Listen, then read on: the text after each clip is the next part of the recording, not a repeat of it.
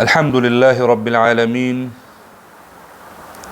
والصلاة والسلام على رسوله الأمين محمد وعلى آله وأصحابه أجمعين برحمتك يا أرحم الراحمين. دا علم التجويد دا سلسلة دريم درس زمونږ استاسو درس سلسله د علم التجوید په مبادیاتو کې روان و. د علم التجوید تعریف، غرض، مقصد، موضوع، فائده او ثمره او فضیلت باندې په تیر درس کې بحث وشو. نن به ان شاء الله د الله په فضل او کرم سره، د الله په توفیق سره د دې علم یعنی د علم التجوید بنسټ ایښودونکي پیژنو. علم التجوید بنسټ ایښودونکي یا د علم التجوید واضعین څوک دي؟ علم التجوید بنسټ من حیث علم کله ایښودل شوی او چا ایښی ده؟ دلته دا موضوع من په دوو برخو باندې ویشو. علم التجوید بنسټ ایښودونکي من حیث د علم، من حیث د عمل. د دې علم بنسټ من حیث د عمل په خپله جناب نبی کریم صلی الله علیه وسلم ایښی ده، ځکه چې په خپله رسول الله صلی الله علیه وسلم د حضرت جبریل علیه السلام له طرفه په همدې طریقه باندې قرآن نازل شوی ده، همدقسې زده کړی ده. رسول الله صلی الله علیه وسلم چې څنګه زده کړی ده هغه مغه شانې بیا صحابو ته ښودلی، صحابو چې تابعینو ته ښودلی، تابعین تبع تابعینو ته ښودلی، بالاخر سلسله وار بالاخر موږ تاسو ته په همدغه سلسله باندې را رسېدلی ده. من حیث عمل د تجوید دغه قواعد چې موږ تاسو نن باندې عمل کوو، د دې عملی بنسټ ایښودونکی په خپله سردار کونین، سردار دو جهان حضرت محمد صلی الله علیه وسلم دی. او من حیث عمل خو په خپله رسول الله صلی الله علیه وسلم د بانی او واضع او بنسټ ایښودونکی دی. البته من حیث د عمل خدا شو، من حیث علم چې دا علم د څه وخت نه تدوین شو، د څه وخت نه دا چې دی نو په حیث د علم کتاب ولیکل شو، کتابي شکل باندې منځته راغی، قواعد منځته راغلل، اصول منځته راغلل، مقررات منځته راغلل او چا جوړ کړل؟ د دغه علم بنسټ او وضع چې دی د 150 هجري نه وروسته ایښودل شوی. او په دغه کې ډیرو علماو ونډه اخیستې ده چې د هغې سرلښکر او بانیان دغه حضرات دي چې دا هم په دوو مرتبو کې لاندې ذکر کیږي. اول ابو عبدالرحمن خلیل بن احمد فراهیدی رحمه الله. دا په دلته علماو هغه واضعین او بنیانګران او بنسټګران خو ډیر دي، دا هغه سرلښکر دي. دا حضرت د وفات کال د 170 هجري قمري کې دا وفات شوی دی. ابو عبدالرحمن خلیل بن احمد فراهیدی رحمه الله د وفات کال 170 هجري. دوهم عمر بن عثمان بن قنبر رحمه الله چې مشهور په امام سیبوی باندې دی. امام سیبوی رحمه الله د وفات کال 188 هجري قمري کال ده. او دا یوازې د علم التجوید نه بلکې په نحوه کې هم ډیر لوی عالم او ډیر لوی امام ده. او د غټ غټ کتابونه چې دی نو علما نن سبا په مختلفو مدارسو کې تدریس کیږي او په مختلفو کتابونو باندې شروح دي. دریم عالم محمد بن مستنیر رحمه الله چې مشهور په امام قطرب سره دی. امام قطرب د دې حضرت د وفات کال 206 هجری قمری کال کې دا عالم وفات شوی دی.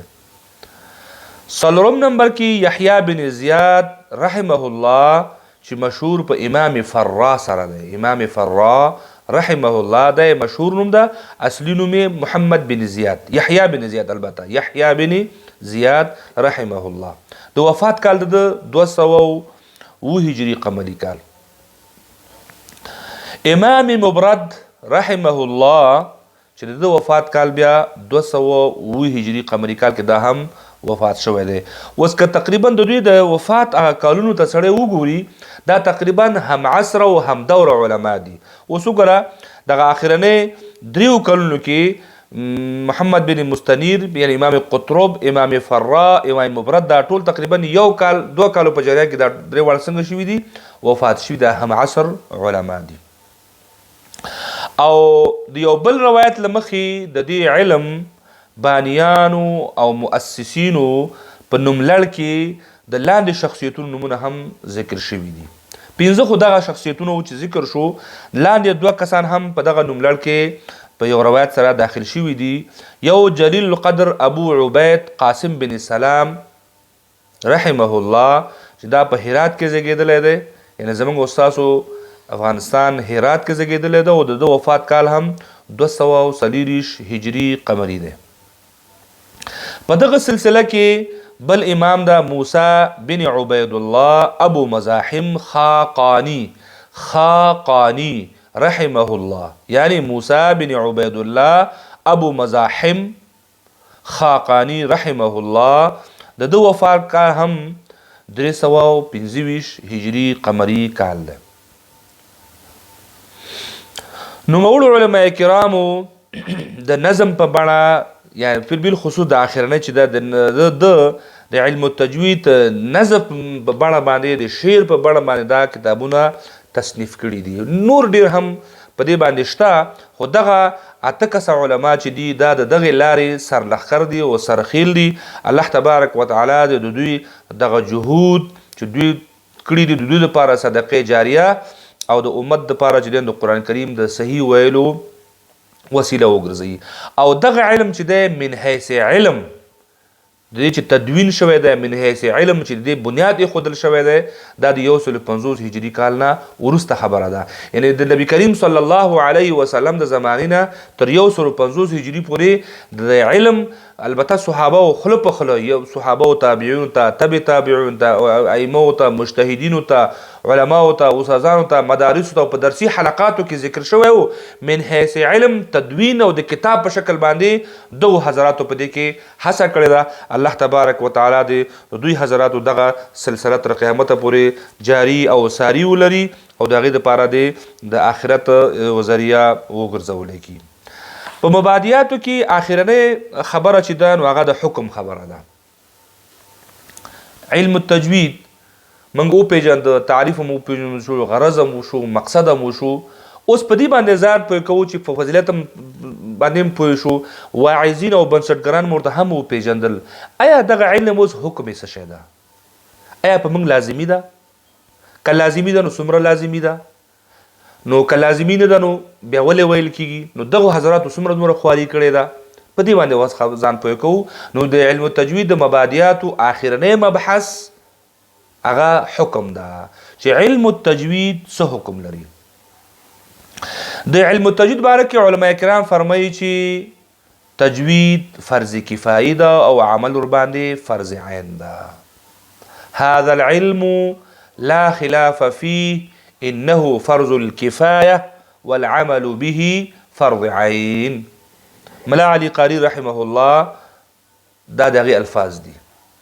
یا دغه الفاظونه یا دغه جملې نه دا معلومیږي چې علم التجوید من حیث حکم چې دی نو په 2 برخو باندې ویشل کیږي. ځکه دلته هم دا فرمایي زده کول د علم التجوید فرض کفایي ده او عمل ورباندې فرض عین ده. یعنی فرض کفایي زده کړه، نظري زده کړه، قواعد زده کول، کتاب زده کول، کتاب لیکل، تعریف زده کول، احکام زده کول، حروف زده کول، قواعد زده کول، دا ټول دا نظري زده کړه ده، دا فرض کفایي ده. خو عمل ورباندې فرض عین ده. څه معنی عمل ورباندې فرض عین ده؟ یعنی کم قواعد چې کم ځای دپاره مقرر شوي دي دغه قواعدو موافق قرآن ویل دا د هر چا باندې ضروري ده. ځکه چې مثلا الحمدلله ته په دې نه پوهېږې چې الحمد کې د ح د کم ځای نه ادا کیږي، ح کې کم صفتونه دي، آیا دا ح باریک ده که غټ ده، په دې ته نه پوهېږې، خو چې کله ادا کوې نو ح درسته ادا کوې. نو دغه د ح مخرج زده کول، د ح صفات زده کول، د ح د غټوالي باریکوالي باندې ځان پوهه کول، د هغه نظري برخه ده. دغه برخه فرض کفایي ده او عمل ور باندې فرض عین ده. یعنی خلاصه دا چې موږ داسې ویلی شو علم التجوید من حیث حکم په دو برخو باندې ویشل کیږي. یو ته ویل کیږي علم التجوید نظری او بل ته ویل کیږي علم التجوید عملی. د دواړو حکمونو جدا جدا ده.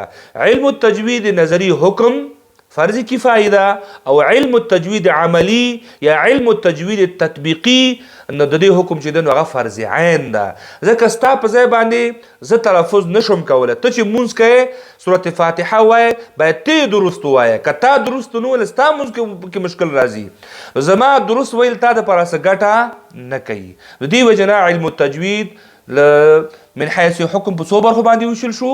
دوه، علم التجوید نظری او علم التجوید عملی. علم التجوید نظری دا د علم التجوید هغه برخه ده چې په هغه کې د علم التجوید قواعد بیانیږي، ضوابط بیانیږي، شرایط بیانیږي. د مثال په طور مد بیانیږي، د مد احکام بیانیږي، د مد اقسام بیانیږي، نون ساکین او تنوین احکام بیانیږي. نون ساکین او تنوین کې اظهار کیږي، ادغام کیږي، اخفا کیږي، اقلاب کیږي.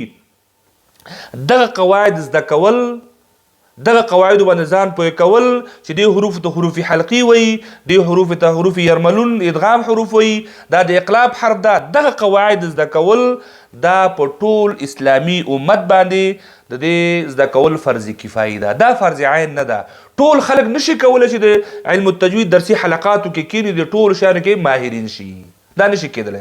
ځینې خلک به دا زده کوي او په خپل محلاتو کې په خپل کلو منطقو کې به د نورو خلکو د قرآن د درستولو کوشش به کوي. نو یو چا چې زده که د نورو خلکو غاړه په اخلاصه ده، که یو منطقه کې بالکل سره یو قاري او صحیح قرآن ویونکی نه وي، بیا په ټول منطقي خلکو باندې دا فرض عین ګرځي چې یو څه خلک د دې علم دپاره وباسي تر څو هغې بیرته راشي او په کلیو منطقه کې د الله تبارک وتعالی کتاب د درست ویلو او د درستولو هغه توانایی او طاقت په دوی کې پیدا شي، د نورو شو کې اصلاح وکړي. لہذا علم التجوید نظری حکم څه شی شو؟ فرض کفایي. نظری برخه فرض کفایي. دوهمه برخه چې ده فرض عین ده. کومه برخه فرض عین ده؟ علم التجوید عملی یا علم التجوید تطبیقی. د دې مطلب داسې ده چې ته دې په دې نه پوهېږې چې مخارج څو دي، څو قسمونه دي، محقق دي که مقدر دي، صفات لازمه څو دي، و دي، لس دي، اتلس دي، نمونه نه پیژنې، همس او جهر دا نه پیژنې. خو د الله تبارک وتعالی کتاب د صحیح زده کړی ده. الحمدلله رب العالمین وایه صحیح وایه، سورة اخلاص وایه صحیح وایه، قل اعوذ برب الفلق، قل اعوذ برب الناس ته په مانځ کې وایه نو درست وایه. دا قواعد عملی کول په قرآن کریم کې دا بیا فرض عین ده. ځکه ته باید داسې قرآن کریم زده کړې چې ته هر حرف وایه د خپل مخرج نه وایه، د یو حرف په ځای باندې بل حرف ونه ویل شي، لکه د الحمد په ځای الحمد ونه ویل شي. نو ته په دې باندې نه پوهېږې چې د ح د کوم ځای نه ادا کېږي او ه د کوم ځای نه ادا کېږي، ځکه دا نظري برخه ده، تا نه دی ویلی. خو په ادا کې ح په عمل کې دا ثابته چې دا د وسط حلق نه ادا کېږي، الحمد وایي. او بل اهدنا الصراط کې هلته ها اقصای حلق نه ادا کېږي، ته یو مغز نه څه شی کې ادا کېږي. ته په دې نه پوهېږې چې دا حروف حلقي ده که څه شی ده، خو ادا کوې د حلق نه. نو دغه برخه چې دې ته عملي وایي، دې ته تطبیقي وایي. دغه تطبیقي برخه دې کې د ادا کیفیت بیانېږي. د علم التجوید عملی برخه کې څه بیانېږي؟ د ادا کیفیت او صحیح تلفظ د قرآن کریم په دې کې څه کېږي؟ بیانېږي. لکه جناب رسول الله صلی الله علیه وسلم چې ورباندې څه رقم تلفظ کړی ده او هغه څه رقم صحابهو ته ښودلی ده او صحابه او تابعینو ته ښودلی ده، بالاخر سلسله زموږ استادانو موږ ته ښودلی. موږ باید د امت نوي نسلونو ته قرآن کریم په هغه طریقه باندې وښیو او همغه باندې عمل روان کړو. دغه حکم چې دی بیا د فرض عین ده. البته ټول مسلمه امت باندې فرض عین ده، خو په قدر د استطاعت. فرض عین ده خو په قدر ده، یعنی خپل وسط او د توانایي مطابق. ټول خلک نشي کېدلی چې قاری باسط غوندې قرآن دی ووایي. ټول خلک نشي کېدلی چې یو بل مشهور نړیوال قاري غوندې د قرآن وایي. البته د خپل وست او توانایي مطابق به د الله تبارک وتعالی کتاب درست وایي، د قواعدو موافق به وایي. نو دغه برخه چې ده په هر چا باندې فرض عین ده. ځکه که مونځ کې ته ځان ته الحمد وایې، دی ځان ته الحمد وایي، دا بل قاري صاحب ځان ته الحمد وایي، زه ځان ته ځکه درست ووایم، زما صحیح ویل ستا په مازه باندې کوم اثر نه غورځوي. ته باید په خپله درست زده کې مخارج دې نه دي زده، خو قرآن چاته کېنه چې دا الحمد ورته څه شی کی صحیح کی او درست کی. د دې وجه نه ده د خپل قدر او استطاعت مطابق دا قرآن کریم صحیح لوستل دا په هر چا باندې فرض عین ده. نو تجوید من حیث حکم په دوو برخو باندې ویشل شو، په دوو برخو باندې وویشل شو، علم التجوید نظری او علم التجوید عملی. علم التجوید نظری کې قواعد، شرایط، ضوابط پکې بیانېږي، هغه فرض کفایي ده. او علم التجوید کې عملی دغه قواعد، دغه شرایط، دغه ضوابط چې په نظری کې تا زده کړی ده ته عملی بڼه ورکول او عمل کې پیاده کول په قرآن کریم کې دا د هر مسلمان وجیبه ده او په هر مسلمان باندې د همغې مسلمان د وس او طاقت مطابق دا فرض عین ده. دا چې علم التجوید نو فرض کفایي او فرض عین شو، نو فرض عین دپاره خپل دلایل دي. ان شاء الله پر روانو درسونو کې به د علم التجوید د فرضیت دلایل د قرآن کریم نه او د علم التجوید فرضیت دلایل د احادیثو نه او د علم التجوید د فرضیت دلایل د اجماع امت او د علما او د فقهاو نظرونو به ان شاء الله پر روان درس کې بیانوو. وصلی الله تعالی علی خیر خلقه محمد وعلى آله واصحابه اجمعین برحمتك یا ارحم الراحمین.